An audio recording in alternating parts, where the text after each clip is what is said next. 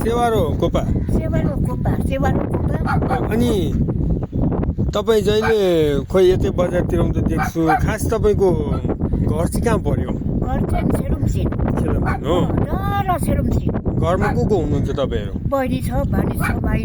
माइला छ ए म तपाईँको घरमा जानु मन परेको थियो एकखेप कि कुटुको भाइ हेरौँ अन्त अहिले चाहिँ कहाँ गएर आउनुभएको तपाईँ अरे तल धनबहादुर मण्डलको घरमा चिया पिएर दोकानबाट निस्केको ए यो दोकान डाँडा अहिले नयाँ बनाएछ पहिला र अहिले कस्तो लाग्दैछ तपाईँलाई यो बजार अब अलिक राम्रो हुने रहेछ जस्तो लाग्दैछ कि कस्तो लाग्छ पहिला भन्दा त यो बिसे बनाएको पो रमाइलो लाग्यो ए हो गाडीको खोलारो छ हजुर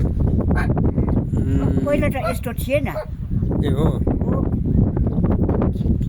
एउटा कथा भनिदियो होइन अलिक नयाँ खालको कथा छ भने भनिदियो नि मैले अनि खाँदैछ मुखदेखि खान्छ कन्डदेखि हट्छ के हो लु मुखदेखि खान्छ कन्डदेखि हग्छ तेरिका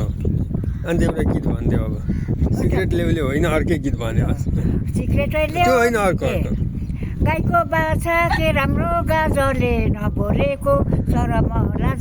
लाजरले गोटालाले घाँस काट्यो पटपटे हाम्रो दाजु रेलैको बटबटे कर्ता मेरो पार्टीले बारेको नरु कान्छी कर्मैले हारेको भन्नुपर्छ ए बुढो मान्छेलाई गम्बुट कसले किनिदियो दामी रहेछ त गम्बुट पुरानो हो हजुर पुरानो छाता पनि दामी रहेछ पुरानो घाम लाग्दाखेरि पनि छाता ओढ्दा हुन्छ नि खास हुन्छ खोइ ओढिहेर्नु कस्तो देख्छ छाता ओढिहेर्नु बुढो मान्छेलाई खतरा देख्छ होला है खोइ गाईको नामहरू भरेन नि ढाका खण्डु बगमस मिगमस रौचुमस सेटो अर्कम आम्मा अब पो तपाईँले त अत्यारिक खतरा देख्दो रहेछ नि आम्मा यो कसको घर हो यो घर कसको हो यो त्यो कसको